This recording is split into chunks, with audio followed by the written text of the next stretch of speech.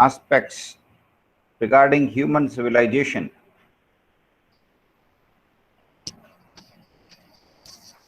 For so many years, the mankind always had a big question: what kind of a political system is the best? What is your opinion? What is the best political system for mankind? In India, democracy was in practice long back. We used to have democratic systems. Thereafter came autocracy. Thereafter we had, you know, the political systems, different political systems. Gandhiji actually wanted a Gram Swarajya kind of system. Gram Swarajya is an ideal system where every village is governed by the people themselves. There is no outsider coming to rule over the village. Every village has its own system of governance. The beautiful aspect is every village is self-sufficient, means there is somebody in the village who is preparing furniture, there is somebody in the village who is preparing cloth, there is somebody in the village who is preparing essential items. All essential items are available in the village. Therefore, only for a few items the village has to go out of the village. It's a self-reliant village. That was the basic idea that Gandhiji had in his mind. That is what he used to call as Gram Swarajya, where every village has its own system of governance. They decide what kind of village they want to make it. They have a self-governance system. But we didn't go for that system. What we did when we got the independence, we had the opportunity to do our own planning. Then our planners didn't look at our country's requirement. They didn't look at what the people in our country needed. They decided to import the best planning situation from other countries. They thought that the best idea is to apply something which other countries have adopted. So what they did, they tried to copy paste the systems of planning, system of political administration that was found in Russia and a few other countries. So we did not consider India's context. We considered their planning because we had a mindset that we are not very good in planning, we are not good in doing something. Over a period of time, through our, so many years of subjugation was there, Britishers had brainwashed our mind so much that none of us had the confidence to speak out that this is our own country. We have to prepare our plan as per our own requirement. But then, now anyway, let us now understand what is Marxism, what is communism, what is socialism, and what is the mixed economic framework that Government of India implemented. Let us understand the word mixed. Mixed means we did not adopt a single plan. We tried to copy paste plans used by various other countries and tried to create a new mixture out of them. And that's why our system of planning, our system of economic modeling, our system of social development was called mixed economic planning. Now, mixed economic planning had various components which were mixed in it. The most dominant components were communism, socialism, and these ideas were primarily imported, copy pasted, primarily copied from Russia. So let us now understand what it is and how it happened. To understand socialism, to understand communism, you will have to look at the thought process of Karl Marx. Karl Marx was always, reading books, reading literature, and always thinking on these lines, that how can we have perfect equality? How can we have an economic and social system which gives justice to everybody? no injustice to anybody. There should not be any poor, there should not be any rich. Everybody should have equal resources. Karl Marx was in a period in which industrial revolution had started and had become very popular. And because of industrial revolution, what had happened? Because of industrial revolution, the gap between rich and poor was increasing. Those people who are, having the ownership of the factory system had just started there in Europe. So those people who had factories, they were rich and they were exploiting the workers who were very poor. So these two were the dominant class. I'm talking about Europe. I'm not talking about India, because in India, the factories and the industrialization was not as much, and it did not have as such a shape as it was in Europe. So we're talking about Karl Marx, his environment, the environment in which he had seen the workers. There, the exploitation of workers was very harsh. Workers were put in inhuman conditions. The workers had to work in very, very terrible conditions. And the factory owners were just exploiting the workers. Now, considering this situation, Karl Marx was dreaming for an ideal society. What could be an ideal society? So he visualized an ideal society that there should not be any classless society. Karl Marx was on the opinion that if you really want to create a classless society, you have to face the war between or conflict between the two classes. Which were the two classes? Capitalist class, workers class. Workers were very poor, and the capitalist class were money owners. They were exploiting the poor workers. See, this was the situation prevailing in Europe after the Industrial Revolution, and we have to understand it from that perspective. So Karl Marx was dreaming about an ideal form of society. What can be an ideal form of society? Where everybody is equal. So what should be done for that? So Karl Marx was of the opinion that in order to achieve this society, the ideal society, there is only one way. What is that way? The workers should get united. They should seize full control of the industries. They should throw away the capitalist class. Now there will be only one class left. That is the workers' class. And these workers will be the owners of the factories as well as the workers. So they will decide everything. So the society should have only one class. If there are two classes, there will be conflict, there will be problems. If there is single one class, there will be no conflict. So that was the basic idea given by Karl Marx. He asked every worker that if you raise your voice and protest and fight against the capitalist class, you will not lose anything. There is nothing for you to lose. Just go ahead. Karl Marx was very inspiring leader, very, very motivator, very good motivator, very good intellectual.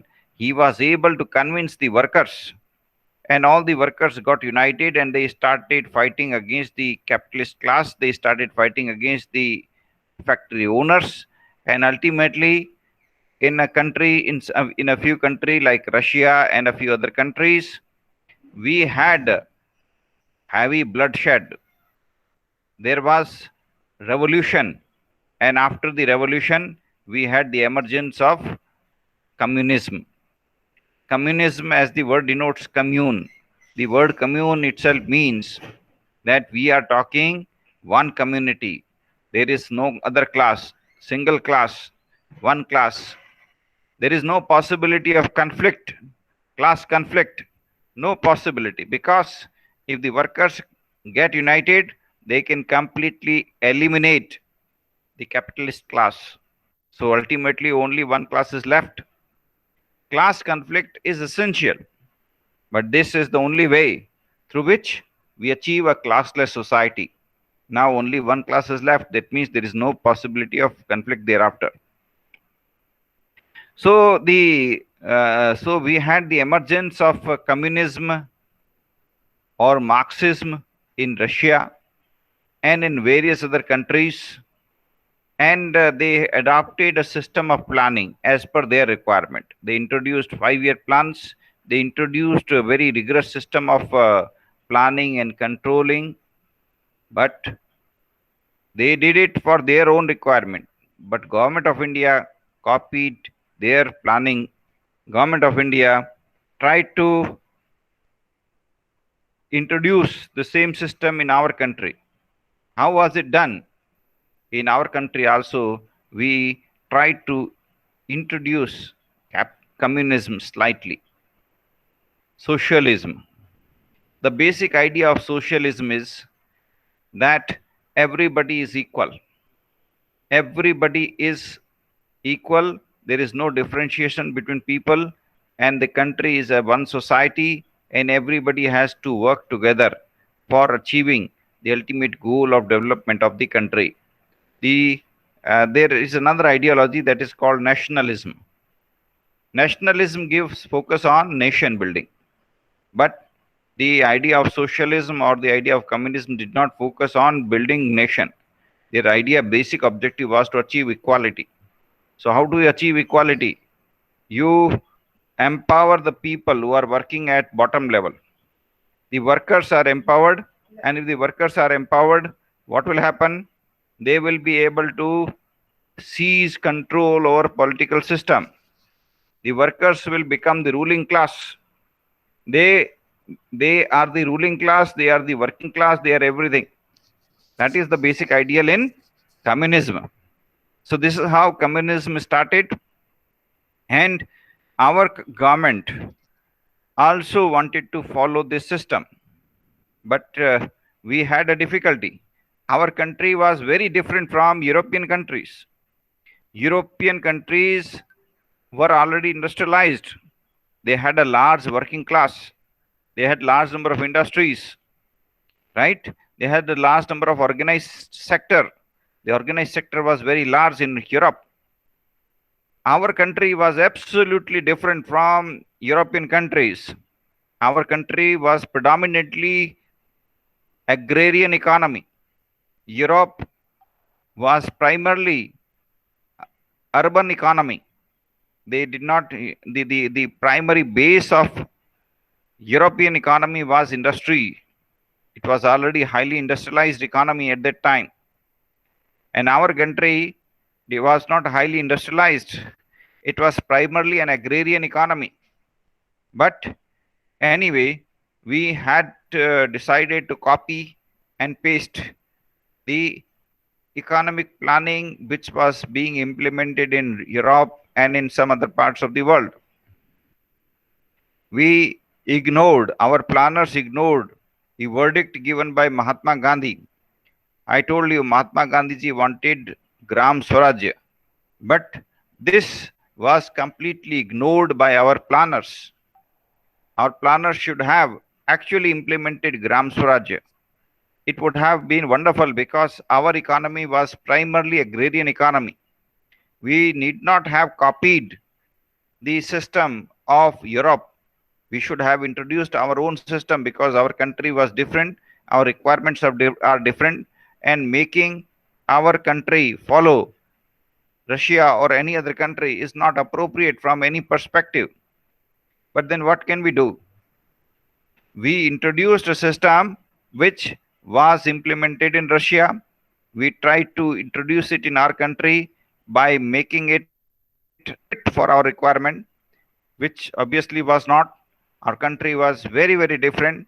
So therefore, we tried to modify it and create a new system called mixed economic system. So we introduced mixed economy, wherein part of it was based on Russian economic system, part of it was based on other European countries and other countries, and part of it was based on what we had observed in other developed countries. Rather than introducing something purely for our country's requirement, we tried to copy and paste what was already prevailing in various other countries. And this is how our economic planning started. Now, what happened later on? You have seen that in Russia, it's all central planning, centrally decided. It is all controlled by a single government, which is far more different from what we had in India. India had, very, very highly agrarian society. Central planning should not have been there. Planning should have been at the village level. Villagers should have the freedom, the decision making power. The villagers should have the authority and decision making power to introduce right kind of reform and development in each village. That should have been the ideal system. But anyway, what we did, we introduced a system of planning where we had copy pasted what was there in Russia. So, what was happening in Russia? It was central planning, everything was controlled by the government.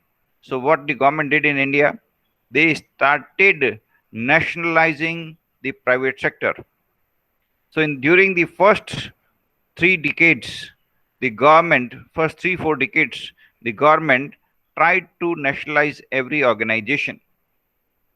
Every organization was nationalized because the government thought that the private sector works with profit motive, and therefore everything should be nationalized and everything should be used for the development of the society. But the government did not realize that once you nationalize these organizations, they will lose their efficiency and effectiveness. And that's what happened. Once the government nationalized everything, the efficiency and effectiveness completely reduced. The banks which were nationalized became very, very slow performers. Ultimately, the government started realizing that the government cannot bear the huge losses of public sector organizations. The government cannot give jobs to everybody. Earlier, the government was thinking that every individual should get a government job. Everyone should work in government department. In fact, before independence, 99% of Indians were highly skilled people. Everybody was engaged in some or other skill based entrepreneurship. Like some person was goldsmith, some person was ironsmith. They were called lohar, and they were engaged in preparing very high quality metal utensils, iron utensils, etc., steel. It was very highly developed industry, but it was not organized industry, it was unorganized industry. And the Britishers did not want that to happen. Britishers wanted all the industries of India to be destroyed because Indian industries were primarily into unorganized sector. They were based on very high skills, but the Britishers wanted their goods to be sold in Indian market. They wanted Indian people to start buying branded goods. They wanted Indians to switch over to branded foreign goods. They did not know how to do it. So they tried their best, but they failed always. Because at that time, Indians were very brilliant people. Indians were not degree holders, but they had a good sense of understanding.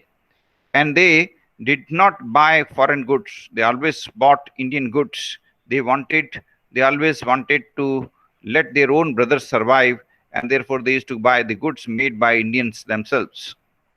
So Indian art, Indian craft, Indian skills survived. But after independence, their survival was difficult because the government of India was after them. The government of India did not want the unorganized sector to grow. The government of India wanted large, big, organized players only, just like what Britishers wanted. The government of India wanted Indian people to switch over their consumption habits and switch over to products which were made by large organized players. The government of India wanted that there should have been large, very big industries. Primarily, Indian industries were cottage industries, very small industries, but very high quality, very flexible, very adaptive, technologically very well advanced. But none of these qualities were appreciated by Government of India because the Government of India was trying its best to introduce very large industries. The government did not want the private sector to flourish because the government was of the opinion that the private sector people work for their own profit, and therefore the government did not want the private sector to flourish. The government wanted that everything should be done by government organization. So massive nationalization was conducted. Large number of private sector companies were taken over by government, and after this nationalization, an environment of you can say terror was created for the entrepreneurs because the government could take over any flourishing private sector organization, and therefore people started hesitating in starting their own ventures. India was primarily an entrepreneurial society. 99.9% people of India were entrepreneurs. Most of them wanted to become an entrepreneur. They did not want job. They wanted to become an entrepreneur. And they had a very good system of training. It was imparted from childhood onwards, and everybody was skilled. There was nobody who was without skills at that time. But these things changed. The government of India continued the same policy which the Britishers adopted. The Britishers divided India by their policy of divide and rule. They told everybody that, look, all other castes are against you. Your caste is being earmarked by other castes. They are not helping you. Therefore, you should fight with others. The Britishers categorized every caste into some or other category. Some people were called Dalits, some people were called backward, some people were called some other people. And the government of India also adopted the same policy. And the primary objective in the beginning was that everybody should be given job so that everybody gets good salary from the government and the economy progresses. Later on, the government realized that it cannot give job to everybody. It cannot run every private sector venture. It cannot take over every kind of private organization. This wisdom came much, much later, and this came due to forced conditions. The government had continued their experiments on Russian model of planning and all these things till 1990, and thereafter the economy had completely collapsed. We did not have enough money to pay our liabilities. We did not have even enough money to pay our import bills. We were in very desperate condition. And at that time, we had a finance minister in the name of, in the form of an economist, was well educated, was able to understand why developed countries like America are able to progress, who had a very good exposure of America, the economic policies of developed countries like America and other countries. Yes, I'm talking about Manmohan Singh ji. He completely reversed the planning system. He realized that the government had made big mistakes.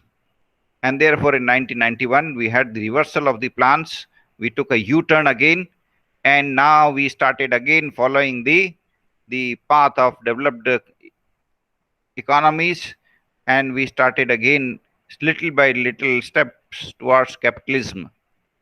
While last 3 decades were spent in nationalizing everything, the next 3 decades were spent in privatizing everything. Earlier, the government was taking over everything. Now government was selling. Now government is selling everything. So reversal of the policy started in 1991. Thereafter, this reversal is still continuing, and this is one way or other of bringing about efficiency, effectiveness all across the country. Now let us understand what is the difference between capitalism and controlled economy.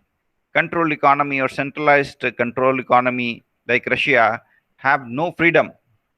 You have to do what the government asks you to do. You cannot take anything out of your mind. You cannot take any decision. You cannot become an entrepreneur. While the free economy like America is an economy where there is highest level of freedom. You can decide what kind of business you want to do. You can you have a full liberty. So liberty is given very high priority there.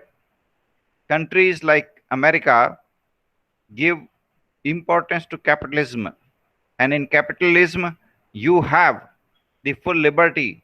You can invest into any business venture, you can start any business venture, you can earn a lot and use the earning to develop your business or spend that money on your own personal expenses. So the rise of capitalism is because of very high level of innovations, very high level of efficiency. Because in capitalism, if your business is able to grow, you are able to grow. If your business is not able to grow, it is not efficient, it is not effective, it is not performing well, then it will shut down. Nobody is there to help you, and you will also face very dire consequences. So efficiency and effectiveness are very high there in capitalism.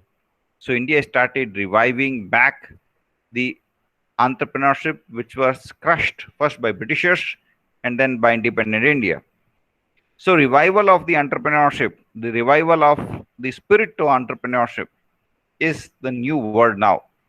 And the government thereafter introduced a lot of measures. In 2015, startup policy was introduced and a lot of other measures were taken so that startups and entrepreneurship become popular in India again.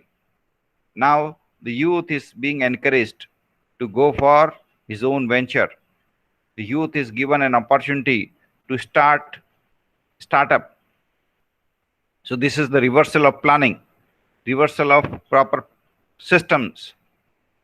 Ideally, if you prepare a plan, the plan should remain in force for a very long period of time. But that's not what is happening in India. We did not have any plan of our own. We tried to copy and paste something which was adopted in Russia. Since it was not exactly our requirement, therefore we tried to make it slightly change, edit it, and introduce our own system, which we call as mixed economy. However, we soon realized that if we really want to have efficient and effective system, then we have to abandon this kind of planning system. We have to introduce proper system. And therefore, we have to introduce capitalism. We have to introduce a system where people have to be given full autonomy, freedom, and opportunities to excel. Now we have a new era of entrepreneurship. Everybody now wants to become entrepreneur again. Fortunately, India was entrepreneurial a few decades back, a few centuries back. Now it is again on the same path, the path of perfection, the path of entrepreneurship. So when we look at Indian economic system, when we look at Indian planning system, we have to understand that the purpose of planning is to ensure that everybody is able to get something. Everybody is able to get opportunity. Everybody is able to get freedom. Everybody is given an opportunity to grow, to learn, to develop, to express. What should be done? The ideal economic system by Karl Marx has failed. It has failed in Russia also. The system that Gandhiji wanted to be adopted has not been implemented anywhere in the world. Of course, we call Gandhiji Mahatma Gandhi as the father of the nation, but his dreams of economic planning, his ideals of Gram Swarajya were completely discarded by Government of India. Even today, we continue to have the system of planning where cities are given more importance. Purposefully, the government tries to adopt such plans whereby villagers are forced to migrate to cities because there are no opportunities in the villages. Infrastructure is very poor in villages. There are no efforts made for development of basic infrastructure of the villages. Even Many villages don't have proper connecting roads. So if you want to go to those villages, it's so difficult because there are no roads. The system, the those people who are making plans should be from the roots of India, should have understood the village life, should have respect for the village life, should have proper background about Indian villages. But that is not there. They come, they are mostly those people who have done their post graduation or doctorate in developed countries like United States, and therefore their ideal countries, their ideal environments are those which they have seen in developed countries, and that is the biggest mistake that we are making. We are not adapting planning for India. We are just trying to give an opportunity of experimentation to somebody who doesn't even know India very well. You know, if a person has done a doctorate from America, he might have a very good understanding of the economic system of America or other developed country. But to what extent he would be able to understand and appreciate the villages of India is a questionable. When India's 65% or 70% population is still living in villages, and primarily Indian economy is an agrarian economy because majority of Indians are still employed in the agriculture or allied sectors. So why shouldn't we have planning by somebody who really understands India? We should have planning by somebody who can really differentiate between India and other countries and prepare the planning exactly as per the requirements of Indian people. So that is the only a wish. As of now, the mixed economic system continues. The government is now trying to focus only on few industries, and the government is trying to privatize non-core businesses. Non-core business like hotel, the government doesn't want to continue the hotel business. The government is keen to sell out all its hotels. The government owned hotels and restaurants are being sold out in the market because now the government is very clear. It has to focus only on a few sectors which can enable it to serve the common people. Which are those sectors? Like defense, like law and order, like security of the country, like space research, like international relations, like law and order. So the government is focusing only these sectors. All the sectors are now being privatized. So if you happen to work in a non-core sector in government, you will be sooner or later transferred to private sector enterprises, or your company will be closed down because sooner or later the government will withdraw itself from non-core activities. This is the present strategy, right? Now, capitalism has its own rewards. Due to capitalism, people start taking initiative, people start working very hard. Innovation becomes the most important tool for everybody. People are innovative because they know if they will innovate, they will become entrepreneurs. If they cannot innovate, they will not be able to successfully expand their businesses. So capitalism has its own rewards, and wherever capitalism is growing, it is able to help others to grow because capitalism is based on the belief that everybody should take their own initiative, everybody should innovate, and everybody should bring out their best. If you are best, you will survive. If you are not the best, you will be out of the market. This is the basic theory of capitalism. Survival of the fittest. So now capitalism is growing. Private sector entrepreneurs are now being encouraged again. Startups are increasing. So let us hope in the years to come, we have a new economic system which is primarily dominated by the idea of free enterprises, where you can have plenty of opportunities to grow your own creative potential, and you can decide what you want to be. You can grow in the sectors where you want to grow. you will have tremendous amount of freedom, you will have tremendous amount of opportunities. Now, in the years to come, Indians will again opt for large number of startups. Indians will become entrepreneurs again, and Indians will again embrace entrepreneurship. That seems to be a very bright future. With the kind of capabilities that people in India have, respect for diversity, respect for tolerance for differences of ideas, respect for every culture, every belief system, these qualities are really wonderful qualities. And because of them, Indian people are able to progress well in global work environments in multinational companies. Because from childhood onwards, they are given the orientation to respect every culture, to respect every religion, to respect every belief. These qualities are helping we Indians in succeeding in international markets. So, thank you all.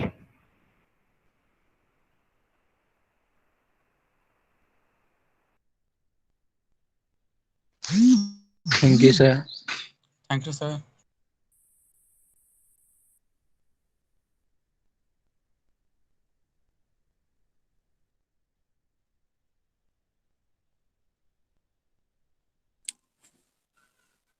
Sir गए। तुम भी जाओ। तुम लोग भी चलो। नहीं, चलो चुपचाप। मैं नहीं जाऊंगा।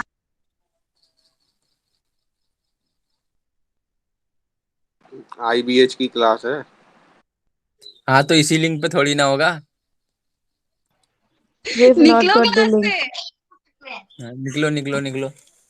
अबे लिंक आ गई पहले तुम ग्रुप लोग में। निकलो। चलो चलो। चलो लाइब्रेरी चलो। मानस सुनना था बैठ के। गया सब गया सब गया। हेलो, वीडियो ऑन करो वीडियो ऑन अपन करो। लोग इधर ही बैठे रहते हैं, ठीक।